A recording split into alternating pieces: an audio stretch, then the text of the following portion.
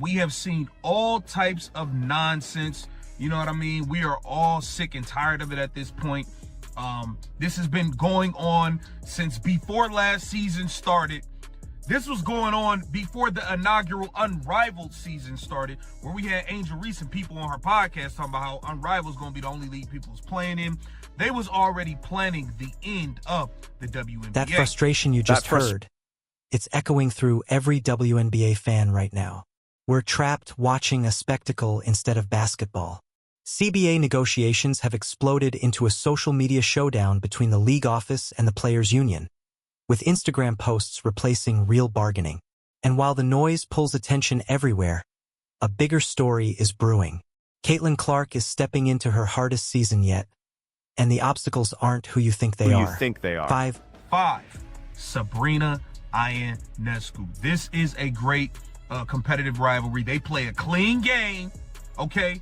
They actually play a clean game of basketball versus each other. It does not look like they should be in orange jumpsuits in prison. They actually play legitimate basketball, and they showcase their skill and that competitive drive. It's fiery. They don't let each other do anything. Start with the obvious one, Sabrina Ionescu. And number 5 makes absolute sense. These two actually play basketball when they meet, not playground chaos. Their matchups last season averaged 28 points combined, and neither backed down for a second. Liberty Fever Games pulled the highest ratings outside playoff basketball, drawing 1.8 million viewers in their July showdown. That's real competition. But here's what separated those games from everything else in the league. No cheap shots, no dramatic flopping, no post-game noise about who said what. Just two elite guards going bucket for bucket, pushing each other higher. Sabrina pushed Caitlyn into her toughest shooting nights, holding her to 38% from the field in their head-to-head battles. And Caitlyn answered back, making Sabrina earn every single point. That's the standard. That's what WNBA basketball is supposed to feel like. Remember that, because the next 4 obstacles don't play by those rules. Coming in at number 4, we are going to go with Jackie Young. Jackie Young obviously is paired with A'ja Wilson, Las Vegas Aces, world champs. They might be the best duo in the league.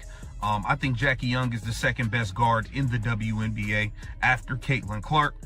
Jackie Young is a flat-out beast, right? She's a monster on both ends of the floor, and she's running with A'ja Wilson, the reigning MVP. So that is going to be a tough matchup, not only offensively because Jackie Young gets it done on offense.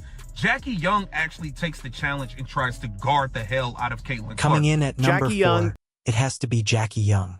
And this is where the conversation shifts. Jackie Young is locked in with A'ja Wilson on the Las Vegas Aces, the reigning world champs, and together they might be the most dangerous duo in the league. Jackie isn't just great, she's relentless, a force on both ends of the floor, and she's doing it alongside the reigning MVP. Offensively, she gets buckets without hesitation, but what really changes everything is how she embraces the challenge of guarding Caitlyn Clark. Jackie Young at number 4 is where things turn serious. And it's not just talk. She averaged 22 points per game against Indiana last season, proving she can punish you offensively, but she's also the second-best two-way guard in the WNBA behind Caitlyn Clark. That defensive pressure alters the entire game. Go back to their October matchup and watch closely. Jackie picked Caitlyn up full court for 32 straight minutes, stayed in front on every drive, fought through every screen, and forced her to earn every inch of space. Caitlyn still poured in 28 points, but it took 24 shots to do it. That's the Jackie Young effect. And she's running with A'ja Wilson, who averaged 27 and 12 last season and remains the most dominant player in the league. That duo might be the best in basketball, which means every Fever Aces matchup becomes a real test. Can Caitlyn carry an offense against elite two-way defense while also trying to slow down the league's most unstoppable force? That's the challenge Jackie Young brings, and it's only getting tougher as Vegas reloads for another championship run. So I have the great Jackie Young coming in at number 4. Now, the third biggest obstacle is because of the people. It's because of the people. Paige Beckers. Paige Beckers is legit. We love Paige Becker's game. Now, Paige fans are trying to make it something. They starting to act a little oppy. It's weird. It's getting weird, okay? We don't got no beef with y'all. We love Paige. We love her game. Y'all starting to do too much. It's getting real weird with y'all. It's getting very, very weird with y'all. But Paige has the game. Now, we have to see, in order for this thing to really be competitive, they got to get a better team around her. Like, Dallas Wings were garbage, which is why they have the #1 pick in the draft, because they are not competitive. They was worse than the gum on the bottom of the shoe of the league, Chicago Sky and Angel Reese. Coming in at number 4, it has to be Jackie Young. And this is where the conversation shifts. Jackie Young is locked in with Aya Wilson on the Las Vegas Aces, the reigning world champs, and together they might be the most dangerous duo in the league. Jackie isn't just great, she's relentless, a force on both ends of the floor, and she's doing it alongside the reigning MVP. Offensively, she gets buckets without hesitation, but what really changes everything is how she embraces the challenge of guarding Caitlyn Clark. Jackie Young at number 4 is where things turn serious. And it's not just talk. She averaged 22 points per game against Indiana last season, proving she can punish you offensively, but she's also the second-best two-way guard in the WNBA behind Caitlyn Clark. That defensive pressure alters the entire game. Go back to their October matchup and watch closely. Jackie picked Caitlyn up full court for 32 straight minutes, stayed in front on every drive, fought through every screen, and forced her to earn every inch of space. Caitlyn still poured in 28 points, but it took 24 shots to do it. That's the Jackie Young effect. And she's running with Aya Wilson, who averaged 27 and 12 last season and remains the most dominant player in the league. That duo might be the best in basketball, which means every Fever Aces matchup becomes a real test. Can Caitlyn carry an offense against elite two-way defense while also trying to slow down the league's most unstoppable force? That's the challenge Jackie Young brings, and it's only getting tougher as Vegas reloads for another championship run. The top 2, this is going to be the number 2 toughest opposition for Caitlyn Clark. It's on her own damn team, Kelsey Mitchell. Yeah, I said it. Y'all know Kelsey Mitchell is nice. She's a bucket. But Kelsey Mitchell can get in that mode to where she only want to dribble, and shoot every time.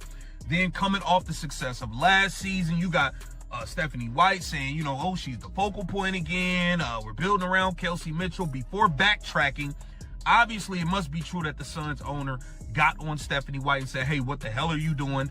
This is the Caitlyn Clark show. Get it together or you got to get out. Then she backtracked and said, this is Caitlyn Clark's team. I don't believe she's going to act on it. I think Stephanie White's going to try to have this thing running through Kelsey Mitchell. And I think Kelsey Mitchell is going to think this is last year without Caitlyn Clark. And she's going to want to do her thing. She saw all the publicity she got. She's going to want to keep doing that. She's going to get a max deal. Okay, so she's going to be real comfortable in Now we Indiana. get to the controversial part. Number 2 is Kelsey Mitchell, and she's on Caitlyn's own team. This is where it gets uncomfortable, because Kelsey Mitchell is genuinely talented. She averaged 19 points per game last season, can create her own shot at will, and has been the face of the franchise for years. All of that is true, but here's the other side of it. Before Caitlyn arrived, Indiana was built around Kelsey's isolation-heavy style, dribble, pull-up jumper. It worked well enough for a team not chasing championships. Then Caitlyn showed up, and suddenly Indiana became the highest-scoring offense in the league. Not because of more isolation, but because of ball movement, pace, and Caitlyn's ability to create advantages for everyone else. And remember what happened in the offseason. New head coach Stephanie White publicly said the offense would run through Kelsey Mitchell, called her the focal point, said they were building around her, and then walked those comments back just 2 days later. Around the league, the word is Fever ownership stepped in and clarified whose team this really is. Kelsey just signed a max contract extension. She's secure, she's paid, and she saw the spotlight that came from playing next to the biggest star in women's basketball.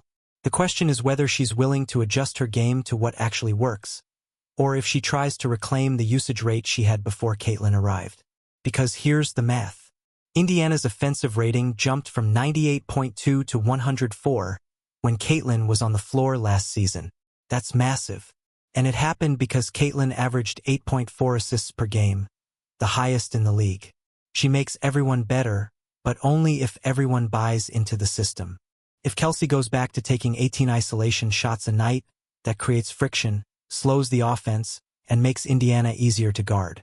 And that's why Kelsey Mitchell might be Caitlyn Clark's second biggest obstacle this season. I think that's going to be Caitlyn Clark. Second toughest opposition is her own backcourt mate. And Caitlyn Clark's toughest opponent this season will be, drum roll please, Stephanie White. This head coach is not the coach for Caitlyn Clark, man. I've seen enough. I don't believe it. Once you put that girl at small forward, it was a wrap. It was a wrap for me. Once I saw you did that, you try to put the ball in Ari McDonald hands over Caitlyn Clark, you have lost your damn mind, Stephanie White. I think that is going to be Caitlyn Clark's toughest opponent this season. And now we arrive at number 1, Stephanie White, the head coach. And this is where an honest conversation has to happen about what went wrong last season and what could easily happen again.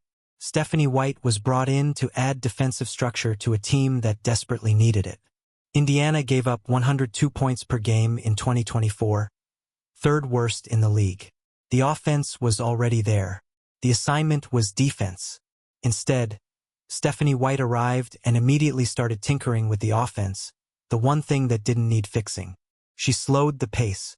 She installed a half-court system that felt outdated and restrictive. She tried to turn Caitlyn Clark into a small forward. Let that sink in.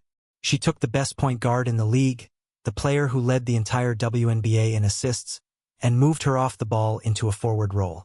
And when that predictably failed, she started handing possessions to Erica Wheeler, a backup point guard, while Caitlyn stood in the corner. The highest usage player in college basketball history, the engine of Iowa's offense for 4 straight years, was reduced to watching someone else bring the ball up the floor. Because they are teammates of Cece. Don't get it confused. I think Stephanie White is going to be completely in the way again. And within 5 games, all of the fans are going to be yelling, fire Stephanie White once again. I truly, truly believe that is going to be Caitlyn Clark's toughest opposition for the 2026 WNBA season. I want Stephanie White gone still because I feel like she came here and messed up the offense. I'm going to be real with you. This was the highest scoring team in the league. You did not need to change or tinker with the offense at all. All you had to do was bring the defense, and you refused to do that. You wanted to go insert your own offense that was completely boring and garbage to watch at Connecticut. So I think that is Caitlyn Clark's toughest opposition for the 2026 WNBA Here's what season. makes all of this so infuriating. In Connecticut, where Stephanie White coached before Indiana, she ran one of the slowest offenses in the league. They averaged just 94 possessions per game, bottom 5 in pace, with an offensive rating of 99.1, below league average. That system worked there because Connecticut had elite defensive personnel and was built to grind out wins in a tough Eastern Conference. But that is not Indiana. Indiana has Caitlyn Clark, a player who thrives in transition, who creates chaos in space, who punishes defenses before they can even get set. Slowing that down to force a plodding half-court offense borders on coaching malpractice. And the results backed that up. Indiana's offensive rating actually dropped in games where Stephanie White shortened the rotation and slowed the tempo. Statistically, they were better when she simply let them run, yet she kept forcing her system, kept trying to prove her way worked even as the evidence piled up against her. And here's the part nobody wants to admit. The defense barely improved anyway. They still gave up around 100 points per game. They still couldn't guard the pick and roll. They still had no rim protection. So Stephanie White failed at the job she was hired to do and, at the same time, made the team worse at the one thing it already did well. Now look ahead to the 2026 season, because this problem isn't disappearing. Stephanie White has already shown her hand. She's already told us what she values, and unless something drastic changes, the same issues are coming back. Start with the Kelsey Mitchell situation. Stephanie publicly called Kelsey the focal point of the offense before quickly walking it back, and that tells you exactly where her instincts are. She wants the ball in Kelsey's hands for isolation plays, not flowing through Caitlyn's playmaking. And if ownership hadn't stepped in, that's exactly how it would have unfolded. But being told to change direction doesn't mean she's truly bought in. Coaches have quiet ways of controlling usage. Who gets the ball in crunch time? Who takes the final shot? Who handles late-game possessions? Watch those moments closely, because that's where Stephanie's real priorities will reveal themselves. Then comes the pace problem. Stephanie White comes from a slow-it-down, grind-it-out philosophy. That's what she knows. That's where she's comfortable. And completely changing a coaching identity is incredibly difficult, even when the evidence says you have to. So expect Indiana to still sit in the bottom half of the league in pace. Even with the perfect roster to run, expect them to walk the ball up instead of attacking in transition. Expect contested mid-range jumpers instead of creating advantages in space. Then there's the defensive scheme. Here's the reality about defense in the WNBA. You can't just draw it up and expect results. You need the right personnel. Size, length, lateral quickness, defensive IQ. Indiana doesn't have enough of those pieces. Aaliyah Boston is solid, but she's not a rim protector. Nalissa Smith is athletic, but inconsistent. The perimeter defense is undersized and gets blown by off the dribble over and over again. Scheme can erase those limitations. But Stephanie White is going to keep trying anyway. She's going to keep installing complex rotations players can't execute. She's going to keep switching everything without the personnel to support it. And she's going to keep blaming execution instead of admitting the system doesn't fit the roster. And then there's the biggest issue of all, the relationship with Caitlyn. All last season there were reports that Caitlyn was frustrated with the offense, that she felt boxed in, that she wanted more freedom to operate. Those reports were quickly dismissed by the organization, but they came from multiple sources. And when you watch the tape, you can see it. The moments where Caitlyn looks confused by a play call, where she's clearly expecting the ball and never gets it, where she's calling for one action and the team runs something else. That's a coaching issue. That's a communication breakdown. And it comes from a fundamental philosophical divide. Caitlyn wants to play fast, create advantages, and make the right play. Stephanie wants to control pace, run set plays, and minimize chaos. Those philosophies are on a collision course, and someone has to give. The problem is Stephanie White holds the power. She controls the rotation. She calls the plays. She decides who closes games. Scheme can erase those limitations. But Stephanie White is going to keep trying anyway. She's going to keep installing complex rotations players can't execute. She's going to keep switching everything without the personnel to support it. And she's going to keep blaming execution instead of admitting the system doesn't fit the roster. And then there's the biggest issue of all, the relationship with Caitlyn. All last season there were reports that Caitlyn was frustrated with the offense, that she felt boxed in, that she wanted more freedom to operate. Those reports were quickly dismissed by the organization, but they came from multiple sources. And when you watch the tape, you can see it. The moments where Caitlyn looks confused by a play call, where she's clearly expecting the ball and never gets it, where she's calling for one action and the team runs something else. That's a coaching issue. That's a communication breakdown. And it comes from a fundamental philosophical divide. Caitlyn wants to play fast, create advantages, and make the right play. Stephanie wants to control pace, run set plays, and minimize chaos. Those philosophies are on a collision course, and someone has to give. The problem is Stephanie White holds the power. She controls the rotation. She calls the plays. She decides who closes games. Biggest obstacles for the 2026 season, we're not talking about opposing defenses, physicality, or hostile road environments. We're talking about the person calling plays from the sideline, the person who controls her minutes, usage, and role. That's what makes this so frustrating for fans. We want to see Caitlyn Clark be Caitlyn Clark. Push the pace. Create chaos. Make plays nobody else can make. Average 30 and 12 like she's capable of. Drag Indiana to a championship the way she dragged Iowa to back-to-back national title games. But we can't see that if the coach won't let her. We can't see that if every possession is scripted. We can't see that if she's standing in the corner while someone else runs the offense. And based on last season, that's exactly what Stephanie White is likely to do again. Maybe things change. Maybe she has a come-to-Jesus moment in the offseason. Maybe she watches the tape and realizes her system doesn't work with this roster. Maybe ownership steps in again and makes it crystal clear this is Caitlyn's team and the offense must reflect that. Maybe. But I'm not holding my breath. Coaches don't typically overhaul their entire philosophy overnight, and Stephanie White has been coaching her way for decades. That isn't going to vanish just because she has a generational talent like Caitlyn Clark on the roster. So here's my prediction. Within the first 5 games of the season, fans are going to be calling for Stephanie White's job again. They'll see the same slow pace, the same predictable offense, the same questionable rotations, and they'll lose their minds because we all know what this team is capable of when they just let Caitlyn cook.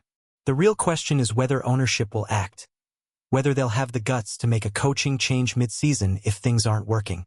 Because if they don't, we're going to waste another year of Caitlyn Clark's prime watching her operate in a system that doesn't maximize her abilities. And that wouldn't just be a tragedy for Indiana or for Caitlyn, it would be a tragedy for the entire WNBA, because the league is better when its best players are allowed to be great. The ratings prove it. The attendance proves it.